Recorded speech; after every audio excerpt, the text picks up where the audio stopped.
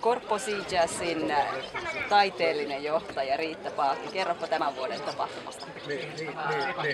Just on viimeinen varsinaisen konsertti ohi ja no, taiteellisena johtajana on kyllä tyytyväinen ja onnellinen siihen, miten kaikki on mennyt. Mä oon itse saanut kuulla paljon konsertteja ja oon nauttinut niistä.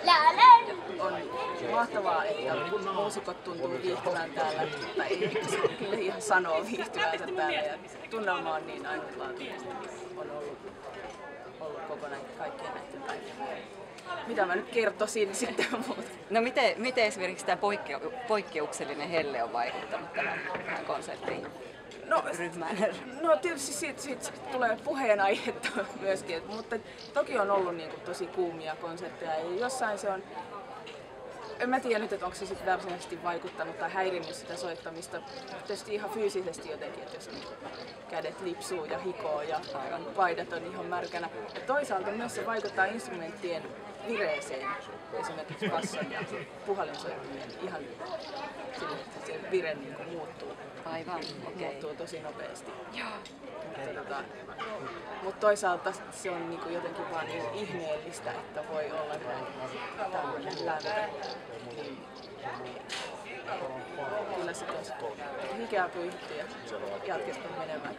Ja sitten esimerkiksi just, että kun on soitettu ulkona, niin auringonpaisteessa ja just pitää juoda ja sitten se on pakko juoda. Mutta sitten joku tuossa totesi, että on ulkokeikkoja soitettu täysin päinvastaisissakin olosuhteissa, että on tähän sille, koska ei hanskat kädessä ei pysty, mutta niin. Aika paljon kivempi. On aivan varmasti, joo. Onko tullut jotain yllätyksiä? Niin kuin nyt sitten vielä. Ei muuta kuin iloisia tai ei. Joo. Okei, hyvä.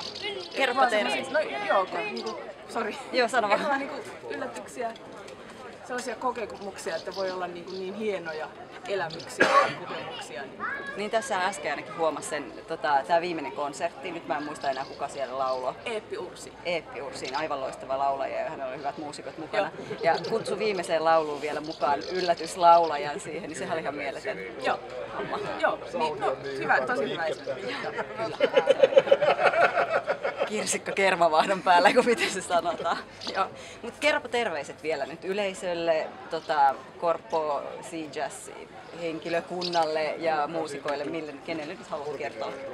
Terveisiä, ehkä enemmänkin kiitoksia, ihan valtavat kiitokset yleisölle, kaikille, jotka on tullut konsertteihin